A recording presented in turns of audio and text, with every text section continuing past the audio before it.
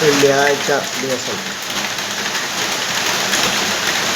പലരും പറയും, ചില ജ്യോത്സ്യന്മാരൊക്കെ വെള്ളിയാഴ്ച ദിവസം ഭഗവതിക്ക് പ്രധാനം, ചൊവ്വാഴ്ച ദിവസം ഭഗവതിക്ക് പ്രധാനം, വെള്ളിയാഴ്ച ദിവസം.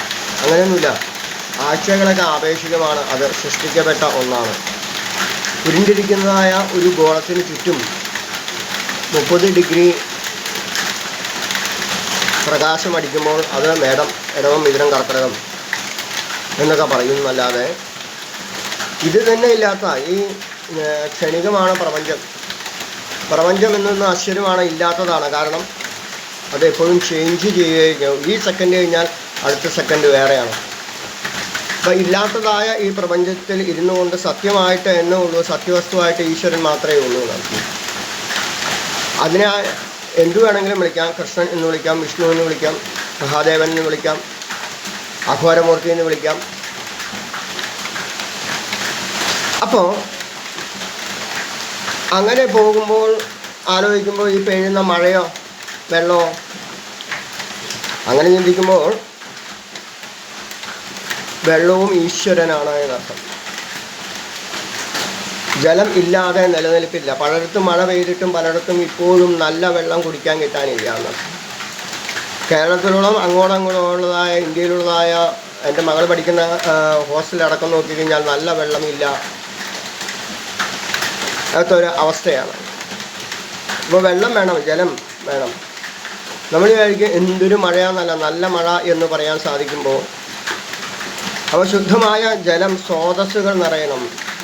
വഴിയിലൊക്കെ റോട്ടിലൊക്കെ മുഴുവൻ വെള്ളമെന്ന് നമ്മൾ പറയും. എന്താ പറയാൻ കാരണം എന്നറിയാമോ? ഞാനടക്കമുള്ള ഒരു ടൈല് വിട്ട് എല്ലായിടത്തും നമ്മുടെ ഭൂമിക്കടിയിൽ തന്നെ, നമ്മുടെ ഇന്നത്തെ അല്ലെങ്കിൽ നമ്മുടെ ക്ഷേത്രത്തിൽ ഭൂമിക്കടിയിൽ തന്നെ വെള്ളം സ്റ്റോർ ചെയ്യാനുള്ള സൗകര്യങ്ങൾ മാറിയിരിക്കുന്നു. അഡ്വാൻസ്ഡ് ആയിട്ടുള്ളതായ മാറ്റങ്ങളെ കൊണ്ട് ആ മണ്ണിൽ തന്നെ ജലസ്രോതസ്സുകൾ നിറഞ്ഞുകൊണ്ട് ഒരു വർഷത്തേക്ക് ജലം സംഭരണം ചെയ്യാനുള്ള പഴയ മുത്തച്ഛന്മാരുടെ ബുദ്ധി ഉണ്ടായിരുന്നു. ഇപ്പോൾ മഴ എങ്ങനെ കഴിയുമെന്ന് വെച്ചാൽ ഒരാഴ്ച വെയിലാണെന്ന് വിചാരിക്കാം. കർക്കിടക മാസത്തിന് മുമ്പായിട്ട് ആ ഒരാഴ്ച വെയിലും കൊണ്ട് ക്ഷേത്രങ്ങളടക്കം, ഇല്ലങ്ങളിലെ അടക്കം, ഹോസ്റ്റലിലെ അടക്കം വെള്ളം വറ്റിപ്പോകും. അപ്പം അതിന് വേണ്ടത് എന്താണെന്ന് വെച്ചാൽ അവനവൻ്റെ കുടിയിൽ തന്നെ സ്രോതസ്സുകൾ നിറയാൻ പാകത്തിനുള്ളതായ കുഴികളെടുക്കുക. വീടുകളാണെങ്കിൽ, വലിയ ക്ഷേത്രങ്ങളാണെങ്കിലും വീടുകളാണെങ്കിലും അതിൻ്റെ 4 സൈഡും മുകളിൽ നിന്ന് പൈപ്പിട്ട് ആ പൈപ്പ് എന്ത് ചെയ്യണം? ഭൂമിക്ക് അടിയിലേക്ക് കൊടുക്കണം. അപ്പോൾ എന്താ അവിടെ സംഭവിക്കുന്നതെന്ന് വെച്ചാൽ അടുത്ത വർഷത്തേക്കുള്ള സ്റ്റോറേജ് എവിടെ ഉണ്ടാവും? ക്ഷേത്രങ്ങളാണെങ്കിൽ ഇല്ലങ്ങളുണ്ടാവും. പണ്ടൊക്കെ അങ്ങനെയാണ് മുത്തശ്ശന്മാരും മുത്തശ്ശിമാരും മഴക്കാലത്ത് എന്ത് ചെയ്യും? പുറത്തെ കൃഷിയുള്ള കിണറിനും അകത്തെ കിണറും ഒക്കെ ചുറ്റും ഒരു 1.5 മീറ്റർ നീളത്തിൽ വലിയ തടം എടുത്തിട്ട് അതിനകത്ത് വരമ്പ് വയ്ക്കും. വരമ്പ് വെച്ച് കഴിഞ്ഞാൽ അത് കൃത്യമായ രീതിയിൽ തന്നെ കിണറിലേക്ക് അത് സ്രോതസ്സായിട്ട് നിൽക്കും. അപ്പം വരുണൻ മഴ പെയ്യിക്കുമ്പോൾ പലപ്പോഴും പറയാറുണ്ട്, ഭാഗവതത്തിലൊക്കെ പറയേണ്ട ഇന്ദ്രോ നാശായ വർഷതി എന്നൊക്കെ പറയേണ്ട പറയാം. അപ്പം എവിടെ രക്ഷിക്കാൻ ഭഗവാൻ ഉണ്ടാവുമെന്ന് വെച്ചാൽ എല്ലായിടത്തും ഭഗവാനുണ്ട്. 14 ലോകങ്ങളും ഭഗവാനുണ്ടായെന്നർത്ഥം. അവിടെ ഇന്ദ്രൻ മഴ പെയ്യിച്ചപ്പോൾ ഭഗവാൻ എന്ത് ചെയ്തു? ഛത്രാകം ഇവ ബാലക. നമ്മളെ കൊണ്ട് സാധിക്കും. എങ്ങനെ സാധിക്കും? യോഗ കർമ്മസു കൗശലം. കർമ്മത്തിന് ആയിക്കൊണ്ടതായ യോഗശക്തിയിലൂടെ നമുക്കും സാധിക്കും, ഇല്ലേ? നമുക്കും സാധിക്കും. നമുക്കൊരു മല ഉയർത്താൻ പറ്റുമോ? സാധിക്കും. അത് ഈശ്വരനായിട്ട് മാറിയാൽ മാത്രം. അപ്പോൾ ഗോവർദ്ധനഗിരി കുടയാക്കി ഗോപിക രാധയെ സഖിയാക്കിയായ ഭഗവാൻ ഗോവർദ്ധനഗിരിധാരി ഗോവിന്ദ ഗോകുല ബാല. നോർത്ത് ഇന്ത്യയിൽ മുതൽ സൗത്ത് ഇന്ത്യയിൽ മുതൽ ലോകത്ത് മുഴുവനും കൃഷ്ണഭക്തന്മാർ പാടിക്കൊണ്ടിരിക്കുകയാണ് ഗോവർദ്ധനഗിരിധാരി. ധാരാളം സംഘടനകളുണ്ട്. കൃഷ്ണപ്രേമികളുടെ സംഘടനകളുണ്ട്, വിഷ്ണു പ്രേമികളുടെ സംഘടനകളുണ്ട്, ശിവപ്രേമികളുടെ സംഘടനകളുണ്ട്. അപ്പോൾ വിദേശത്തൊക്കെ നമ്മൾ യാത്ര ചെയ്യുമ്പോൾ, കേരളത്തിന് പുറത്തും വിദേശത്തും നമ്മൾ യാത്ര ചെയ്യുമ്പോൾ നമുക്കറിയാം അവിടെ എന്തിൽ പൂട്ടിക്കൊണ്ട്, അവിടെ രഥം പോലെ സങ്കല്പിച്ചുകൊണ്ട് അവിടെ ആ കുതിരയെ പൂട്ടിക്കൊണ്ട് വലിയ വലിയ ഓഫീസർമാരടക്കം, വലിയ വലിയ ജോലിക്കാരടക്കം കുതിര വണ്ടിയിൽ യാത്ര ചെയ്യുമ്പോൾ ഗോപിപ്പൊട്ടും തൊട്ട് ചന്ദനമാലയും പിടിച്ചുകൊണ്ട് ഹരേ രാമ ഹരേ കൃഷ്ണ ജപിച്ചുകൊണ്ട് നടക്കുന്നതാണ് ഹരേ രാമ ഹരേ കൃഷ്ണ പ്രസ്ഥാനം. അവരുടെ കയ്യിൽ എപ്പോഴും ഒരു ചപ്പളാങ്കട്ട അല്ലെങ്കിൽ ഒരു വാദ്യം കാണും, അല്ലെങ്കിൽ ഒരു ചെണ്ട എന്തെങ്കിലും. ഓഫീസിൽ പോകുമ്പോഴും അങ്ങനെ തന്നെയാണ്. നമ്മൾ പാറലിക്കാട്, അതുപോലെ തന്നെ പാലക്കാട്, തൃശ്ശൂരൊക്കെ അവരുടെ ഇല്ലങ്ങളിൽ അവരുടെ സ്ഥലങ്ങളിലൊക്കെ നമ്മൾ സത്സംഗത്തിന് പോകാറുള്ളതാണ്. അപ്പോൾ എങ്ങനെയാണോ ഭഗവാൻ ഗോവർദ്ധന ഗിരിധാരിയായിട്ട് രക്ഷിക്കുമ്പോൾ നല്ല മഴ എന്ന് പറയാൻ സാധിക്കട്ടെ. അവിടെ ഗോപികമാരെ മാത്രമല്ല ഭഗവാൻ രക്ഷിച്ചത് എന്നർത്ഥം, നമ്മളും ഭഗവാൻ തന്നെയാണ്. രക്ഷിക്കപ്പെടേണ്ടത് ആരാണ്? നമ്മളിൽ വരുന്നതായ ഭക്തജനങ്ങളാണ്. അപ്പോൾ അങ്ങനെ നോക്കിയപ്പോൾ എന്നാൽ പിന്നെ ഗോപികമാരെ മാത്രം രക്ഷിക്കാൻ മതി, അല്ല, ഭഗവാൻ അവിടെ ഇതാ കുഞ്ഞു കുഞ്ഞു കുഞ്ഞു കുഞ്ഞു കുഞ്ഞു കുഞ്ഞു കുഞ്ഞു കുഞ്ഞു കുഞ്ഞു ഉറുമ്പുകളെ മുതൽ പശുക്കളെ മുതൽ അവിടെയുള്ള സകല ജീവജാലങ്ങളെയും രക്ഷിച്ചെങ്കിൽ സംശയമൊന്നുമില്ല. ഈ അടുത്ത കാലത്ത് നടന്നതായ സംഭവം, പ്രളയ സമയത്ത് കൃഷ്ണാവതാരം തന്നെയായ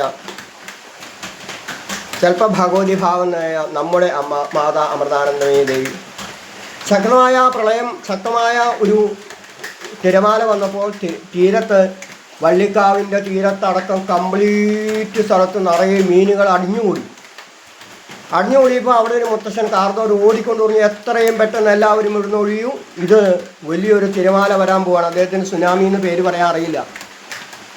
കുറേ പേരെന്ത് ചെയ്തു, അയ്യോ മീൻ കിട്ടില്ല എന്ന് വിചാരിച്ചോ, ഇത് അപകടം വരാൻ പോവാണെന്ന് അദ്ദേഹം വാൺ ചെയ്തു. പക്ഷേ അവർ കേട്ടില്ല. ബാക്കിയുള്ളവർ മുഴുവനും ഓടിക്കഴിഞ്ഞപ്പോൾ ആശ്രമിച്ച് അനൗൺസ് ചെയ്തു, അമൃത സ്വരൂപികളെ, എൻ്റെ മറ്റുകളെ ഇങ്ങോട്ട് വരൂ. അവിടെ ഒരു സായിപ്പിൻ്റെ ദാനം കൊണ്ട് കായലിനോട് ചേർന്ന് വെറും 10 മീറ്റർ മാത്രം, കായലിൽ നിന്ന് 10 മീറ്റർ മാത്രം ഒരു സ്ഥലത്ത് ഒരു റൂം പതിനെങ്കിൽ അതിന് ഒരുപാട് നിലകൾ ഇപ്പോഴും പണിതുകൊണ്ടിരിക്കുന്നെങ്കിൽ കായലിൽ നിന്ന് 10 മീറ്റർ മാത്രം ഒന്ന് ആലോചിക്കുക. അവിടെ അഡ്വാൻസ്ഡ് ആയിട്ടുള്ള വിദേശ രീതിയിലുള്ള അടിയിൽ പ്രത്യേകം ഇതൊക്കെ വെച്ചിട്ട് പ്രത്യേകം നിർമ്മിച്ചെങ്കിൽ അതൊരു അത്ഭുതമായിട്ട് ഇന്നും നിലനിൽക്കുന്നു. കായലിൽ നിന്ന് 10-12 മീറ്റർ അപ്പുറമാണ് ഇത്ര വലിയ കെട്ടിടം. ലോകത്ത് ഇങ്ങനെ ഒരു കെട്ടിടമില്ല. അതിൻ്റെ അടിയിൽ വിദേശത്തിൻ്റെ സാങ്കേതിക വിദ്യ ഉപയോഗിച്ച് ഒരു 10 പൈസ പോലും സേവനമായിക്കൊണ്ട് ചെയ്ത് അവിടെ വന്നപ്പോൾ ആ കാർന്നവരുടെ വാക്കുകൾ കേൾക്കാത്തവരെന്ത് ചെയ്തു? കേൾക്കാത്തവർ സുനാമി വിട്ടു. ബാക്കിയുള്ളവർ മുഴുവനും നമശിവായ നാമം ജപിച്ചുകൊണ്ട് ആശ്രമത്തിൽ ഒരാഴ്ച കഴിഞ്ഞുകൂടി. ആശ്രമത്തിൽ വേണ്ടതായ എല്ലാം, ആഹാരം, വസ്ത്രം, ഭക്ഷണം എല്ലാം അമ്മയ്ക്ക് കൊടുക്കാൻ സാധിച്ചെങ്കിൽ അത് സംശയമൊന്നുമില്ല. ഓരോ കാലത്തും അവതാരങ്ങളും ഉണ്ടാവും എന്നർത്ഥം. ഗോവർദ്ധനഗിരിയാക്കിയ ഗുരുവായൂരപ്പൻ വേറൊരു രീതിയിലാണെങ്കിൽ അമൃതാനന്ദമയി ദേവി ആയ ഈശ്വരി വേറൊരു രീതിയിൽ ജനങ്ങളെ രക്ഷിച്ചെങ്കിൽ മഴക്കാലത്ത് നാമം ജപം മുടക്കരുതെന്നർത്ഥം. നിരന്തരമായി നാമം ജപിക്കുക. നാമം ജപിക്കുമ്പോൾ നമ്മളെ രക്ഷിക്കാനായിക്കൊണ്ട്, ഒരു കുടയായിക്കൊണ്ട്, അല്ലെങ്കിൽ ഒരു തണലായിക്കൊണ്ട്, അല്ലെങ്കിൽ ഏതെങ്കിലും വേലത്താണെങ്കിൽ തണലായിക്കൊണ്ടും, അതിശക്തമായ മഴയിലാണെങ്കിൽ നല്ല മഴ എന്ന് തന്നെ പറയാൻ സാധിക്കട്ടെ, മഴയിലാണെങ്കിൽ രക്ഷിക്കാനായിക്കൊണ്ട് ഏതെങ്കിലും രൂപത്തിൽ മഹാദേവനോ കൃഷ്ണനോ അമൃതാനന്ദമയി ദേവിയോ ഇനിയും വരുന്നതായ അവതാരങ്ങളോ ഉണ്ടാവും എന്നുള്ള സത്യത്തെ പറഞ്ഞ് മനസ്സിലാക്കുമ്പോൾ നാമം ജപം മാത്രമേ ഈ കലികാലയെ മുക്തി നേടാൻ. നിരന്തരമായ നാമജപം. തണുപ്പ് വരുന്നു എന്ന് പറഞ്ഞിരിക്കുന്ന നിരന്തരമായൊന്ന് നാമം ജപിച്ചു നോക്കൂ, ശരീരം തന്നെത്താനെ ചൂടാവും. അഗ്നിപ്രാകാരമായി ശരീരം ദഹിച്ചു പോകും. പിന്നീട് അവിടെ തേജസ് ഉറ്റതായ ഈശ്വര ചൈതന്യം മാത്രമേ ഉണ്ടാവുള്ളൂ. ആ ഈശ്വര ചൈതന്യം സഗുണോപാസനയിലെടുക്കാം, നിർഗുണ ഉപാസനയിലെടുക്കാം. അങ്ങനെ നിരന്തരമായ രീതിയിൽ ഒറ്റ കാര്യമുള്ളൂ, ധ്യായേത് അജസ്രം ഹരി.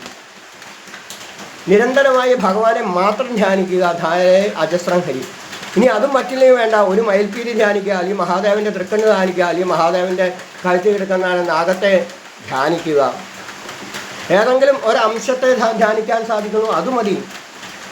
ഭഗവാന്റെ രൂപം മുഴുവനും സഗുണോപാസനയിൽ വേണമല്ലേ. നിവാരാസ്തുനി ബീതാവാസ്യ തസ്യാം ശിഖായ മധ്യേ പരമാത്മാവസ്ഥ സഹരിസേന്ദ്രസുതര പരസ്പര വേഗത്തിന് തിരി കത്തുന്ന പോലെ ഉള്ളതായ നിർഗുണ രീതിയിൽ ഉപാസിക്കാൻ പറ്റിയ ഉപാസിച്ചോളൂ.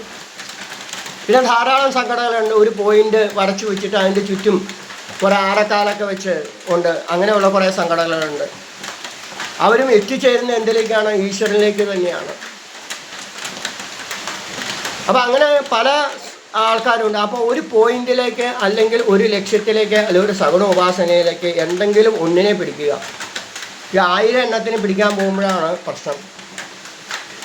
അപ്പോൾ ഒരാളെ പിടിക്കുക, ഒന്നിനെ പിടിക്കുക, ഇതെല്ലാം ഒന്നാണ്. അതിപ്പോൾ ആര് പറഞ്ഞാലും എന്തായാലും, ആരായാലും എന്തായാലും ഒരൊറ്റ ചൈതന്യമേ ഉള്ളൂ. അതിന് ആരെന്ത് വിളിച്ചാലും, അള്ളാ എന്ന് വിളിച്ചാലും, വേളാങ്കണ്ണി മാതാവേ എന്ന് വിളിച്ചാലും, കൃഷ്ണ എന്ന് വിളിച്ചാലും, മഹാദേവ എന്ന് വിളിച്ചാലും, പൊന്നുകുരിശ് മുത്തപ്പ എന്ന് വിളിച്ചാലും, ഇനിയോ കണ്ണൂരുള്ള മഹാദേവനായ മുത്തപ്പ എന്ന് വിളിച്ചാലും കേൾക്കുന്നത് ഒന്ന് തന്നെയാണ്. അപ്പോൾ എല്ലാവരും മുത്തപ്പൻ കുഞ്ഞുങ്ങളാണ്. ലോകത്തുള്ളത് മുഴുവനും കുഞ്ഞുങ്ങളായി തന്നെ നിലനിൽക്കട്ടെ. കുട്ടികളൊപ്പം മനസ്സിന് ശുദ്ധത നിസ്സംഗബുദ്ധിയും വന്നുവെങ്കിൽ തട്ടിക്കളയാമീ ജീവിത ദുഃഖത്തെ ചെറ്റെന്ന് നിങ്ങൾ ഇറങ്ങുകയാണ്. ലോകത്തിലുള്ള കുഞ്ഞുങ്ങൾ മുഴുവനും മുത്തപ്പൻ എൻ്റെ കുഞ്ഞുങ്ങളാണ്, മുത്തപ്പൻ കുഞ്ഞുങ്ങളാണ്. മുത്തപ്പൻ്റെ അനുഗ്രഹം എല്ലാവർക്കും ഉണ്ടാവട്ടെ എന്ന് മാത്രം പ്രാർത്ഥിച്ചുകൊണ്ട് നമഃശിവായ പാർവതീശ പാപനാശനാഹരേ.